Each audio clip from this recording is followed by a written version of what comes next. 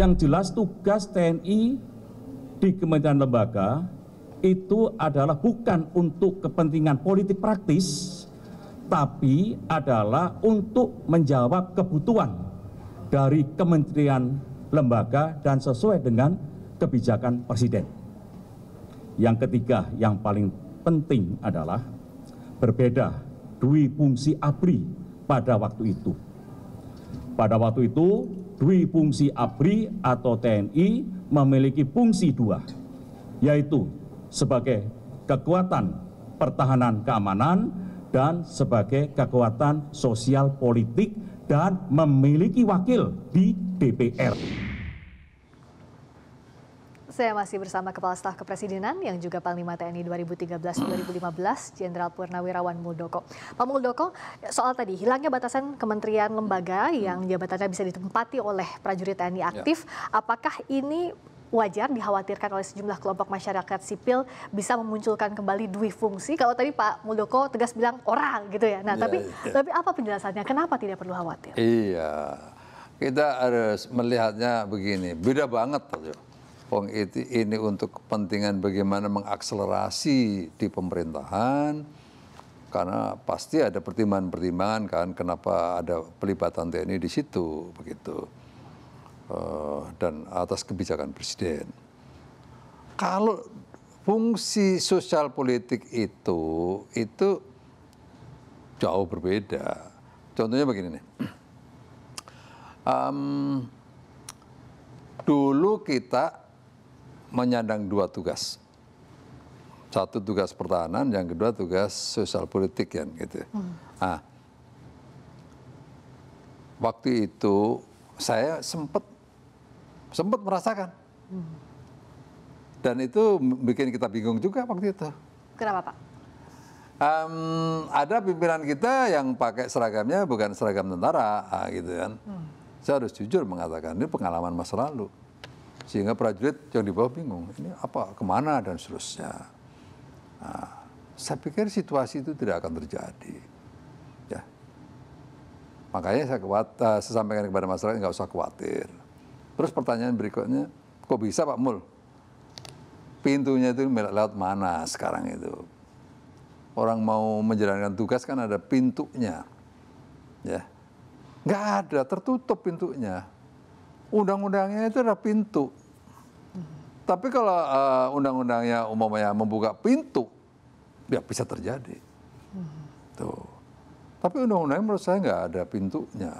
Gitu. Sehingga penjabaran tupoksinya juga nggak akan ada. Artinya pintu jabatan kementerian lembaga itu berbeda dengan struktur sosial politik yang dimaksudkan waktu dui fungsi saat itu? Beda banget. Jangan, nggak ada kaitannya itu. Berbeda sekali antara apa yang diributkan tentang jabatan yang diberikan kepada TNI di sektor-sektor sipil, sebagian itu nggak ada sama sekali kaitannya sama dunia tugas sosial politik. Karena dulu itu betul-betul kami diberi tugas secara permanen, satu, laksanakan tugas pertahanan, yang kedua, laksanakan tugas sosial politik. Itu tugas dari ujung ke ujung, Mbak, dari Panglima TNI sampai ke Babinsa. Nah sekarang enggak. Sekarang tugas-tugas di pemerintahan sipil itu hanya beberapa perwira yang menjalankan. Dan itu ada menterinya, begitu. Kalau dia dari Dirjen anak-anak ya bisa dilaporkan kepada Presiden. Ini nggak beres nih. Nah, gitu. Tidak mungkin juga disisipkan kepentingan sosial politik dalam jabatan. Oh tidak mungkin, tidak bisa. Nggak bisa. Kalau dia menjalankan bendera tertentu ya kan mudah sekali dikoreksi. Sama dirjen-dirjen sekarang, kalau dia anak-anak kan mudah sekali untuk dikoreksi. Siapapun bisa melihat begitu. Pengawasannya, koreksinya jauh lebih mudah kalau dengan revisi undang-undang ini? Ya saya pikir semua dari kita bisa melihat dengan baik kok. Ini bekerja dengan benar atau tidak kan ketahuan sekarang ini. Gitu loh. Jadi menurut saya sangat jauh berbeda antara penempatan TNI di sebagian jabatan di kementerian dengan sosial politik. Karena sosial politik itu sudah tugas yang melekat mulai dari Panglima TNI sampai dengan prajurit paling bawah. Sedangkan ini tugas-tugas itu dijalankan oleh beberapa perwira di kementerian. Kan nggak semua kementerian kok. Gitu. Jadi dipastikan dikunci pintu untuk sosial politik. Yang penting undang-undangnya kunci, undang-undangnya jebret. Nah, soal perluasan berikutnya Pak, di pasal 7 ayat 2 dan 3 itu ada usulan perluasan dan penambahan jenis operasi militer selain perang atau MSP. Di situ dari 14 jenis jadi 19 jenis. Nah, bagaimana agar aturan ini tidak tumpang tindih antara TNI dan Polri? Saya pikir di dalam 14 MSP itu operasi militer selain perang atau military operation other than war itu ditegaskan ada peran-peran TNI dalam konteks mengatasi terorisme. Nggak bentrok juga, nggak ada masalah.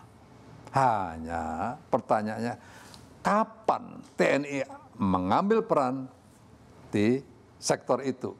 Apabila menurut saya, pandangan saya adalah apabila di high intensity konfliknya itu sudah berjalan. Kalau kita melihat spektrum, karena ada low intensity konflik, ada medium intensity konflik dan high intensity. Begitu high intensity konfliknya nggak bisa diatasi Polri, nah di situ TNI ambil peran untuk mengatasi terorisme. Sama juga pada tugas-tugas yang lain seperti itu. Dan bisa dikoordinasikan dengan baik di lapangan. Ya. Termasuk di pasal 8 misalnya ada yang mengatur soal penegakan hukum dan menjaga keamanan darat. Nah ini pada praktiknya seperti apa penegakan hukum dari sisi TNI? Karena kalau memang penegakan hukum dan proses peradilan itu spektrumnya berbeda. Tapi pun TNI kan berada di bawah sistem peradilan militer. Begitu. Nah jikalau berhadapan dengan sipil itu seperti apa yang ada di bayangan? Contoh ada prajurit kita bertugas di perbatasan nih. Ya kan? Begitu ada penyelundupan narkotika, tangkap dulu. Itulah penegakan hukum. Karena melanggar cross border dengan membawa ilegal, barang ilegal. Bawa senjata, tangkap dulu. Urusan belakangan, serahin kepada kepolisian. Proses peradilan berjalan. Itulah yang dimaksud dengan penegakan hukum. Di lapangan tidak akan ada gesekan misalnya Pak antara TNI, Polri, siapa yang berwenang ini? Pada tugas-tugas tertentu enggak, karena tugas border itu ada urusan TNI. Gitu. Jadi berikutnya juga Angkatan Laut yang sedang berada di SETI ke sana. Begitu ngeliat ada kegiatan-kegiatan ilegal, tangkap. Gitu. Jangan menunggu polisi datang, kan repot nanti. Malingnya depan mata kita kok, gitu loh. Itu sih lebih ke arah situ. Ada sehingga TNI kalau nangkep orang itu nggak ragu-ragu. Dan implementasinya juga harus matang di lapangan agar tidak ada nangkepnya ada dasarnya, bukan ngawur-ngawuran juga kan. Kan gitu. Ada juga yang jadi sorotan Pak di revisi Undang-Undang TNI soal Wakil Panglima TNI. Nah ini sebenarnya seperti apa pada praktiknya yang sudah juga ada perpresnya, diusulkan juga dari zaman Pak Muldoko.